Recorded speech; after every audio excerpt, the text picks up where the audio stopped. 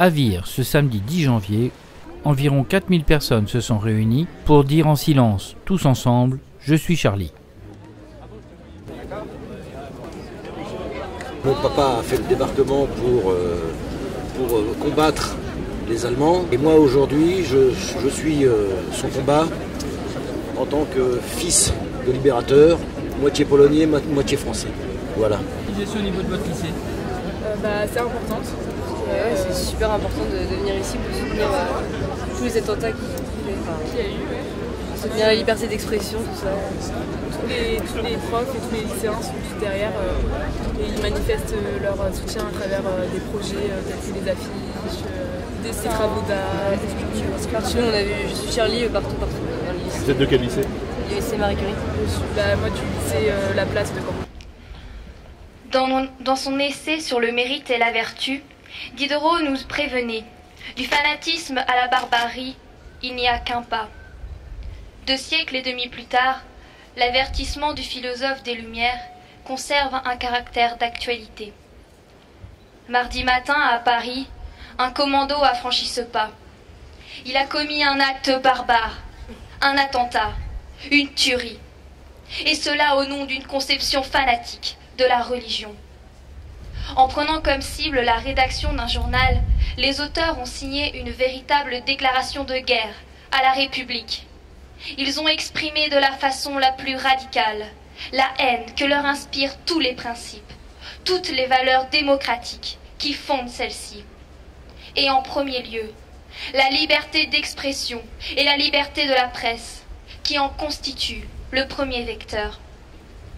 L'objectif de l'attentat terroriste est de contraindre la victime à se soumettre à la volonté de l'agresseur. En prenant pour cible la rédaction de l'hebdomadaire satirique Charlie Hebdo, les terroristes n'ont pas seulement voulu régler un compte personnel avec des humoristes mécréants et réduire au silence cette voix singulière. En tuant des journalistes, les terroristes ont voulu frapper l'opinion publique, mais ils espéraient aussi inciter éditeurs et journalistes à s'auto-censurer. Par une subtile inversion des rôles, le terroriste cherche à faire passer sa victime pour un provocateur, un agresseur. Mais peine perdue. Pour 12 victimes, définitivement couchées et réduites au silence. Pour 4 blessés graves, ce sont des millions de personnes qui, en France et dans le monde, se sont spontanément levées, se sont dressées contre la violence obscurantiste, ont crié leur indignation, ont dit leur attachement à la liberté d'expression, à la liberté de la presse, au droit de rire de tout et de tous, sans distinction. Des millions de personnes ont depuis ce mercredi noir crié leur indignation, proclamé leur solidarité, témoigné leur soutien aux victimes, à toutes les victimes de ce crime. Nous nous inscrivons aujourd'hui dans ce vaste cortège des Charlie. Lecteurs, certains d'entre nous se sont amusés des provocations et du ton libertaire de Charlie Hebdo. D'autres s'en sont indignés. Une écrasante majorité de celles et ceux qui, partout dans le monde, ont manifesté ces derniers jours, n'ont évidemment jamais tenu ce journal en main. C'est réconfortant de le souligner. Certes, Charb, Cabu, Wolinski et leurs camarades sont morts, morts de rire. Ces morts ne seront pas inutiles si elles contribuent à nous maintenir en éveil. Car s'ils sont les victimes de ce combat pour la liberté de la presse, Charb et ses camarades n'en sont pas les perdants. La force de la mobilisation, le mouvement populaire et spontané d'indignation qui a immédiatement suivi l'attentat le montre. Un front sans faille s'est immédiatement dressé contre la barbarie. Notre marche de ce jour est un témoignage de soutien aux victimes et à leurs proches. Mais dans un climat de désenchantement assez général des Français, dans un contexte de désintérêt croissant pour la politique et les rendez-vous électoraux, c'est aussi l'affirmation, dans une rare unité, d'un attachement réel à la République, à ses principes, à ses valeurs fondamentales, à la liberté, et particulièrement celle de pouvoir s'exprimer sans avoir à craindre pour la sécurité ou pour sa vie. L'égalité, qui abolit les différences de traitement liées au sexe, à l'âge, à l'origine ou à la condition sociale, à la couleur ou à la religion. La fraternité, qui s'exprime depuis mercredi en faisant de chacune et de chacun qui manifeste comme aujourd'hui une sœur, un frère des victimes.